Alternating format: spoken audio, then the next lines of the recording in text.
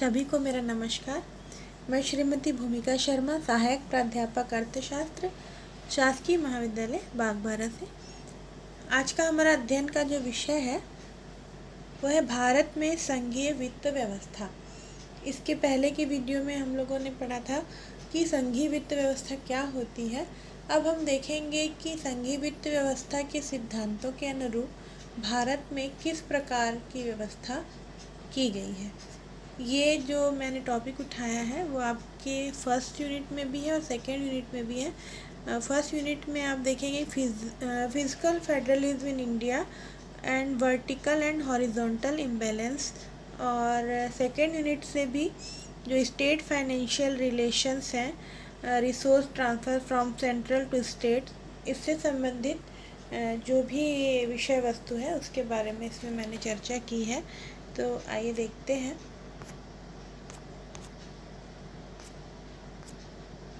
भारतीय संविधान के अंतर्गत केंद्र और राज्य का वित्तीय संबंध कैसा है। तो भारत में संविधान में ही व्यवस्था की गई है कि केंद्र और राज्य के बीच आय और व्यय का जो विभाजन है वो किस प्रकार हो, ताकि दोनों के बीच किसी भी प्रकार की अशांति और टकराव न हो।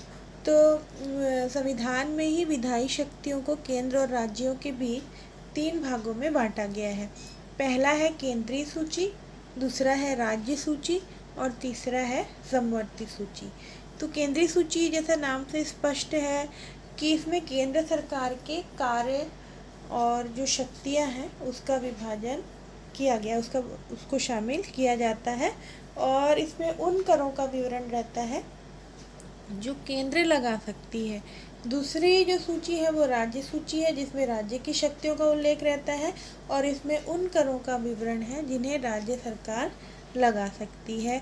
तीसरी सूची जो शेष विषय वस्तु बच जाती है और इसमें करों का वर्णन नहीं रहता, इसके संबंध में संसद और राज्य की न्यायपालिका कानून बनाती है। मतलब जो कर रह जाते हैं उसको किस में शामिल करना है, इसका निर्णय इसके अंतर्गत समवर्ती सूची के अंतर्गत किया जाता है। तो अब हम देखते हैं कि केंद्र और राज्य के बीच जो बंटवारा होता है उसमें हम 3 बिंदुओं में अध्ययन कर सकते हैं। पहला है आगम का वितरण, दूसरा है सहायक अनुदान और तीसरा है ऋण। तो आगम मतलब केंद्र और राज्य की आय के स्रोत क्या क्या हैं और उसको हम जानते हैं।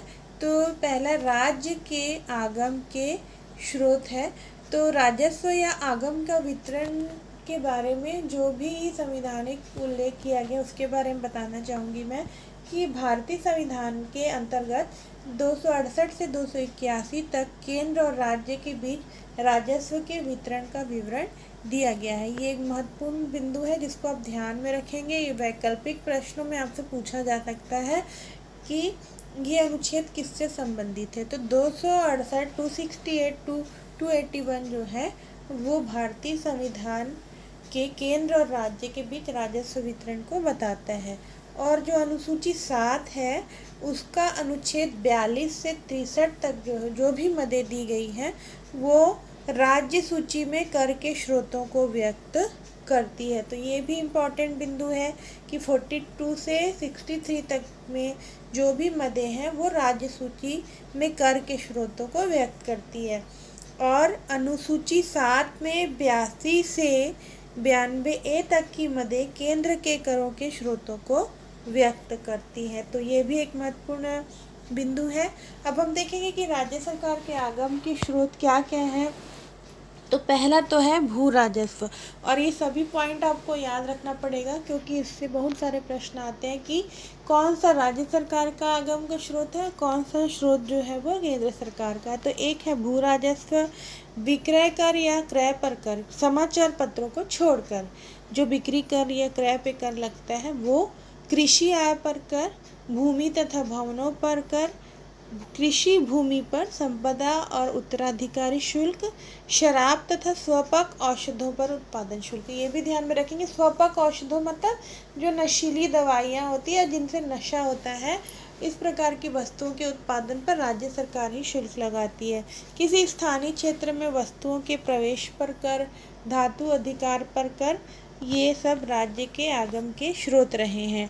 फिर है बिजली के उपभोग पर कर, विक्रय पर कर, बैलगाड़ियों, पशुओं तथा नौकाओं पर कर, वित्तीय प्रलेखों को छोड़कर अन्य प्रलेखों पर स्टाम्प शुल्क, सड़क या जल अंतर्देशीय भागों द्वारा ढोई गई वस्तुओं एवं सवारियों पर कर, मनोरंजन तथा जुए पर कर, पथ कर, व्यवसाय, पेशे और रोजगार पर कर, समाचार पत्रों को छोड़कर अन्य विज्ञापनों पर कर। तो ये आप ध्यान में रखेंगे कि बिजली के विक्रय पर कौन कर लगाता है, स्टाम्प शुल्क कौन लगाता है, क्या शामिल है क्या शामिल नहीं है, मनोरंजन कर कौन लगाता है, जुए पर कर कौन लगाता है, और विज्ञापन पर कर। तो यहाँ समाचार पत्रों को शामिल नहीं किया गया है। उसके बाद हम देखेंगे कि केंद्र के आगम के स्रोत कौन कौन से हैं। तो आय पर कर, कृषि आय को छोड़कर, कृषि आय पे कर जो है राज्य सरकार लगाती। निगम कर, ये भी केंद्र सरकार लगाती है, हमेशा पूछा जाता है इसके बारे में। सीमा शुल्क कौन लगाता है, ये भी केंद्र सरकार ही लगाती है। अल्कोहल और नशीली दवाइयों के अतिरिक्त अन्य वस्तुओं पर उत्पाद शुल्क, तो उत्पाद शुल्क केंद्र सरकार ही लगाती, केवल अल्कोहल और नशीली दवाई वाली वस्तुओं पे नहीं लगाती है। और रेल किराया भाड़ा जो है, हवाई जहाज़ का जो है, समुद्रों का जो भाड़ा कर है, वो सब केंद्र सरकार के खाते में जाता है। और जायदाद शुल्क भी लगाती, लेकिन कृषि से संबंधित नहीं। और स्टाम्प शुल्क जो है वो नहीं लगाती है, लेकिन स्कंद बाज़ार, जिसको स्टॉक मार्केट कहते हैं, और सटोरिया बाज़ार जो है, उस पे जो भी टैक्स लगता है वो सब केंद्र सरकार के खाते के अंतर्गत जाता है। अंतर्राज्यीय व्यापार जिस भी वस्तु का होता है एक राज्य से दूसरे राज्य में, उस पे जो विक्रय कर लगता है वो केंद्र सरकार का होता है, लेकिन समाचार पत्र इसमें शामिल नहीं है। समाचार पत्र पे जो विज्ञापन लगता है उस पे कर केंद्र सरकार लगाती है। कृषि भूमि के अलावा अन्य संपत्तियों के उत्तराधिकार पर कर, विनिमय बिल, चेक, बचत पत्र, बीमा पॉलिसी, अंश अंतरण आदि पर जो स्टाम्प शुल्क की दरें हैं वो केंद्र सरकार ही तय करती है। कृषि भूमि के अलावा व्यक्तियों और कंपनियों की परिसंपत्तियों के पूंजीगत मूल्य पर जो भी प्रॉपर्टी होती है, कृषि प्रॉपर्टी को छोड़कर उस पर कर जो लगाने का अधिकार भी केंद्र सरकार के अंतर्गत आता है। फिर है जब ये कर प्राप्त हो जाते हैं तो उसका विभाजन कैसे होता है, तो 3 आधार पर होता है। इसको हम 3 तरीके से देखते हैं कि कुछ मद जो है वो केंद्र सरकार लगाती, कुछ मद पे जो कर है वो केंद्र सरकार लगाती है, उसको वसूलती है, लेकिन पूरी की पूरी राशि जो है वो राज्य सरकार को दे देती है। जैसे कि रेल, समुद्र या वायु द्वारा ले जाए गए माल और यात्रियों पर सीमा कर, रेल भाड़े और वस्तु भाड़े पर कर, उत्तराधिकार विषयक शुल्क जो है, और जो भी विज्ञापन का जो आय प्राप्त होती है समाचार पत्रों की, इस टाइप के जो है वो पहले कैटेगरी में आएंगे। दूसरा है कुछ जो शुल्क है वो संघ सरकार लगाती है, लेकिन उसकी वसूली जो है वो राज्य सरकार करती है। जैसे मुद्रांक शुल्क, औषधि शुल्क, प्रसाधन सामग्री पर उत्पादन शुल्क लगाया केंद्र सरकार के द्वारा जाता है, लेकिन वसूला जो है वो राज्य सरकार के द्वारा जाता है। और तीसरा जो है वो केंद्र लगाता भी है, वह संग्रह भी करता है, लेकिन विभाजन केंद्र और राज्य दोनों के बीच हो जाता है। तो इसके अंतर्गत आयकर को हम ले सकते हैं कि आयकर से जो भी राशि होती है उसका बंटवारा केंद्र और राज्यों के मध्य किया जाता है। उसके बाद हम देखेंगे कि कई प्रकार के अनुदान भी दिए जाते हैं सरकार के द्वारा, जो धारा 270 से 275 के बीच इसका उल्लेख किया गया है। तो ये बिंदु भी आप याद रखेंगे कि धारा 270 और 75 में किस बात का उल्लेख किया गया है। तो इसको सहायक अनुदान कहते हैं। जब भी किसी राज्य को अनुदान की आवश्यकता होती तो दिया जाता है। तो ये सामान्य और विशिष्ट होते हैं। सामान्य जो अनुदान है वो किसी भी कार्य के लिए दे दिए जाते हैं, और विशिष्ट अनुदान है जो किसी विशेष कार्य या किसी विशेष परियोजना को पूरा करने के लिए दिए जाते हैं। और संविधान में इसकी जो प्रकृति है वो ऐच्छिक है, लेकिन राज्यों की स्थिति को देखते हुए अनुदान दे ही दिया जाता है, वो सरकार बाध्य ही हो जाती है कि अनुदान दे। और यह आयोजित भी हो सकता है, गैर आयोजित। आयोजित अनुदान से तात्पर्य ये है कि योजना आयोग में इसका उल्लेख होता है, माने योजना पे आधारित होता है, जबकि अनियोजित जो है उसका निर्धारण वित्त आयोग के द्वारा किया जाता है। इसको गैर नियोजित या गैर आयोजित कह सकते हैं। तो तीसरा माध्यम जो है वो केंद्र और राज्य के बीच वित्तीय संबंध का, वो है ऋण। जब भी केंद्र सरकार को लगता है कि राज्य सरकार को ऋण की आवश्यकता है तो वो उसको ऋण देती है। ये बाजार से भी ले सकती है राज्य सरकार, और केंद्र सरकार से भी ले सकती है।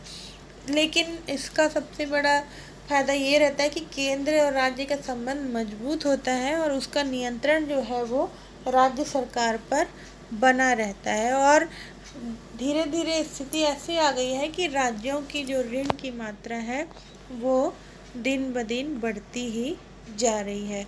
अब हम देखेंगे कि वास्तव में जो समस्याएं आती है केंद्र राज्य वित्तीय संबंध में वो क्या क्या है। तो सबसे पहली बात ये है कि जो प्रक्रिया है केंद्र राज्य वित्तीय संबंध को अपनाने की, वो बहुत जटिल है। इसका विश्लेषण करना कठिन हो जाता है और ये केंद्र और राज्य के आपसी सहयोग पर आधारित है।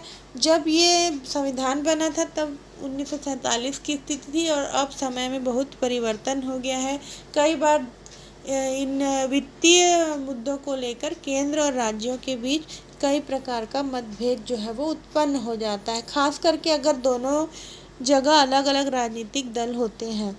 दोषपूर्ण विभाजन है, इसका मतलब ये है कि केंद्र सरकार की जो कर नीति है वो लोचदार है जबकि राज्य सरकार की नहीं है, जिससे कि उसकी आय कम हो जाती है और केंद्र की आय अधिक हो जाती है, जिसके कारण राज्यों पे जो ऋण भार है वो बढ़ता जाता है और वित्त आयोग का महत्व जो है वो कम होता जाता है। आयकर उत्पादन कर में दोनों जो हिस्सा है राज्यों का वो कम होता है, जिससे कि राज्य संतुष्ट नहीं होते हैं। और जो सहायक अनुदान दिया जाता है उसमें भी पक्षपात करने के जो आरोप हैं वो लगाए जाते हैं कि केंद्र जो है वो सही तरीके से अनुदान प्रदान नहीं करता है और अंतर्राज्यीय असंतुलन पैदा हो जाता है। तो इसे दूर करने की आवश्यकता है। तो ये जो अंतर्राज्यीय असंतुलन होता है, जिसको हम कहेंगे कि कई तरीके से असंतुलन होता है, तो वो है क्या। हम देखेंगे कि वित्तीय संतुलन या समायोजन शब्द का प्रयोग करते हैं। वित्तीय समायोजन से तात्पर्य विभिन्न राज्यों के आय और व्यय के समायोजन से है। मतलब क्या वास्तव में उनको आवश्यकता अनुसार आय मिलती है या नहीं मिलती तो उसका समायोजन कैसा होता है। और संघीय वित्त के सिद्धांत के अंतर्गत जब आय का बंटवारा किया जाता है तो कुछ राज्यों को आवश्यकता से अधिक और कुछ राज्यों को आवश्यकता से कम आय की प्राप्ति होती है। ऐसी स्थिति में केंद्र सरकार और राज्य सरकार में वित्तीय समायोजन की आवश्यकता होती है या संतुलन की आवश्यकता होती है। तो हमको जानना होगा कि केंद्र और राज्यों के बीच कैसे असंतुलन होता है। तो ये दो प्रकार का होता है। पहला है ऊर्ध्वाधर असंतुलन और दूसरा है क्षैतिज, जिसको वर्टिकल और हॉरिजॉन्टल कहते हैं, इम्बैलेंस कहते हैं। यदि किसी केंद्र सरकार की आय उसके व्यय से अधिक होती है और राज्य सरकारों की आय उसके व्यय से कम होती है तो उसे ऊर्ध्वाधर असंतुलन कहते हैं। केंद्र और राज्य का जस्ट अपोजिट रहता है, माने केंद्र की आय ज़्यादा होती है और व्यय कम होता है और राज्य सरकार की व्यय ज़्यादा होता है और आय जो है वो कम होती है। तो ये ऊर्ध्वाधर असंतुलन कहलाता है। और यदि कुछ राज्यों की आय उनके व्यय से अधिक है और कुछ राज्यों की आय उनके व्यय से कम है तो इसे क्षैतिज असंतुलन कहते हैं। तो पहला वाला जो असंतुलन है वो केंद्र और राज्य के बीच संबंधित है और दूसरा वाला जो असंतुलन है वो राज्य और राज्यों के बीच में पाया जाता है। तो ये जो असंतुलन है उसको दूर करने के लिए कुछ नियम अपनाए जाते हैं। तो पहला नियम, मतलब किस आधार पे यह संतुलन दूर किया जाए, तो जब भी इनके बीच आय का बंटवारा होता है तो किस आधार पे होता है।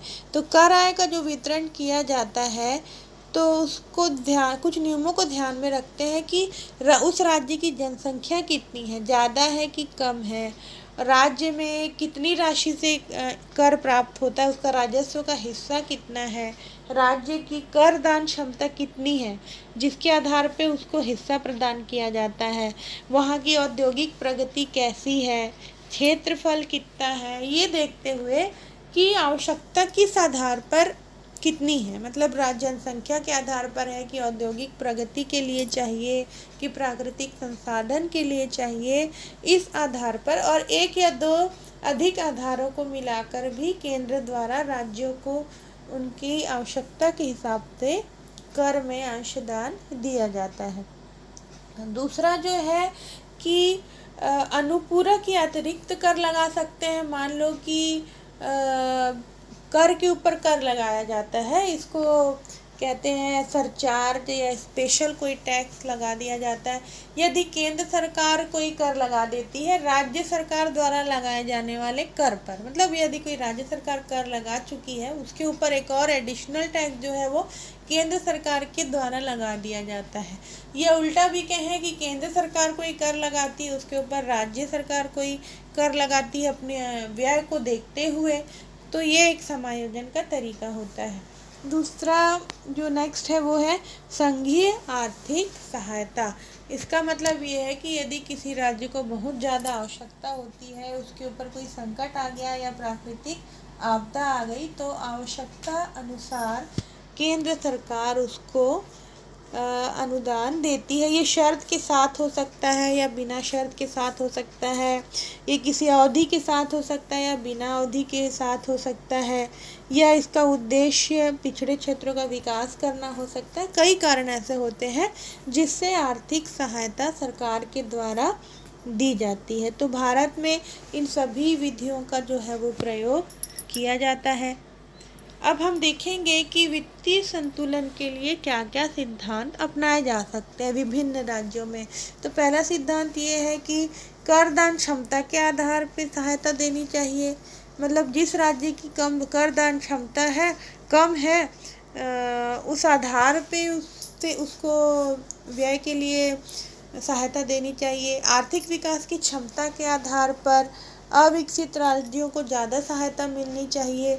प्राकृतिक साधनों की उपलब्धता के आधार पर, मतलब जिस राज्य में प्राकृतिक साधन प्रचुर है लेकिन उनका विदोहन नहीं हुआ है, उस राज्य को सहायता देनी चाहिए।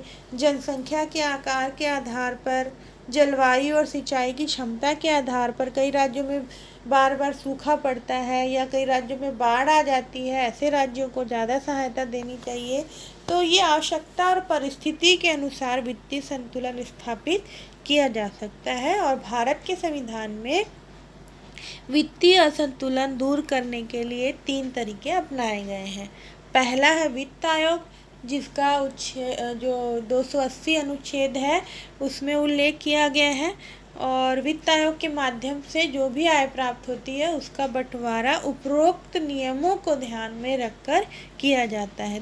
और एक तरीका है योजना आयोग के माध्यम से अनुदान या सहायता दी जाती, जिसको अब नीति आयोग कहते हैं, और विभिन्न मंत्रालय भी वित्तीय हस्तांतरण करते रहते हैं। तो ये सभी तरीके अपना के वित्तीय असंतुलन को दूर किया जाता है या समायोजन के प्रयास किए जाते हैं।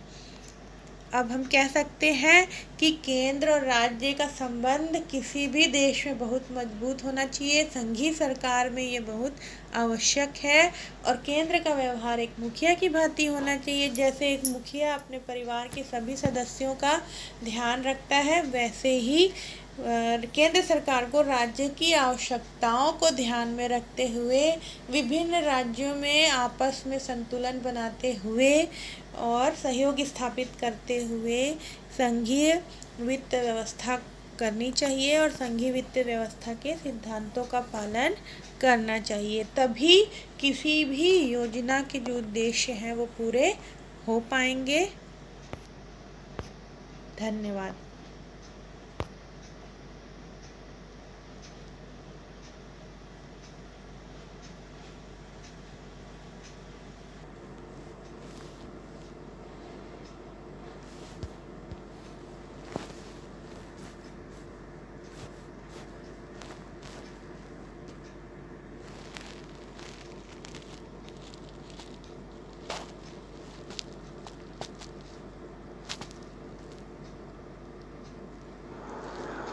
तो जो ऊर्ध्वाधर असंतुलन होता